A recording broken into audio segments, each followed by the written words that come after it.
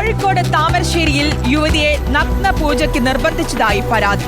യുവതിയുടെ ഭർത്താവും കർമ്മിയും അറസ്റ്റിലായി. കുടുംബ പ്രശ്നം പരിഹരിക്കാനും അഭിവൃദ്ധിക്കും വേണ്ടി യുവതിയോട് നഗ്നപൂജ നടത്താൻ ആവശ്യപ്പെടുകയായിരുന്നു.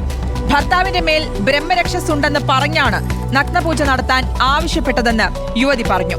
കർമ്മി പ്രകാശൻ പലതവണ വീട്ടിലെത്തിയെന്നും നഗ്നപൂജയ്ക്ക് നിർബന്ധിച്ചെന്നും യുവതി പറയുന്നു. ദുർമന്ത്രവാദവുമായി ബന്ധപ്പെട്ട ആരോപണമടക്കമുയർന്നതോടെ പോലീസ് ഈ വിഷയത്തിൽ കൂടുതൽ അന്വേഷണത്തിന് തയ്യാറെടുക്കുകയാണ്. ഇയാൾ പറയാണ് അതിനൊരു പൂജ കാണും, പൂജ എന്ന് പറയുന്നത് നഗ്നപൂജ കാണും.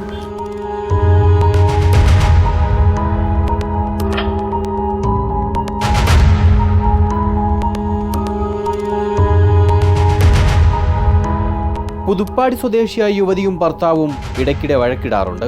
ഇത് പരിഹരിക്കാനെന്ന വ്യാജേനയാണ് അടിവാരം മേലേക്കുടിക്കയിൽ പി കെ പ്രകാശൻ കർമ്മി എന്ന് പരിചയപ്പെടുത്തി ഭർത്താവിനൊപ്പം വീട്ടിലെത്തുന്നത്.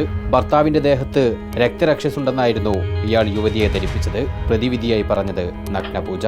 ഇക്കാക്കനോട് പറഞ്ഞിട്ട് മേത്ത് ബാധ ഉണ്ടെന്നാ, അതിന് ഫോൺ നമ്പറിലേക്ക് വിളിക്കൂ എന്ന് പറഞ്ഞ് ഇയാൾ എന്നെ വിളിച്ചിരുന്നു. അപ്പോൾ ഇയാൾ എന്നോട് പറയാണ്, മോളെ പ്രശ്നം എനിക്കല്ല, നിങ്ങളെ കുടുംബത്തിന് ഇങ്ങനെ വിഷയം ഉണ്ടാവുന്നത് ഓൻ്റെ മേത്ത് രക്തരസസ് എന്ന് പറഞ്ഞ് സാന്നിധ്യമുണ്ട്, അതിനോണ്ടാണെന്ന് പറഞ്ഞ്. അതിന് മോക്ക് വിചാരിച്ചാലേ ഓനെ രക്ഷിക്കാൻ പറ്റും, വേറെ പെണ്ണുങ്ങൾക്കും രക്ഷിക്കാൻ പറ്റൂല എന്ന് പറഞ്ഞു. ഞാനെങ്ങനെ സഹായിക്കേണ്ടിയെന്ന് ചോദിച്ചു.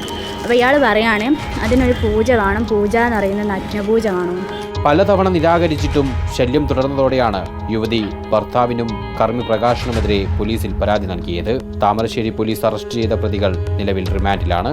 അപ്പോൾ ഇയാൾ പറയാണ് അതിനൊരു പൂജ കാണും, പൂജ എന്ന് പറയുന്നത് നഗ്നപൂജ കാണും.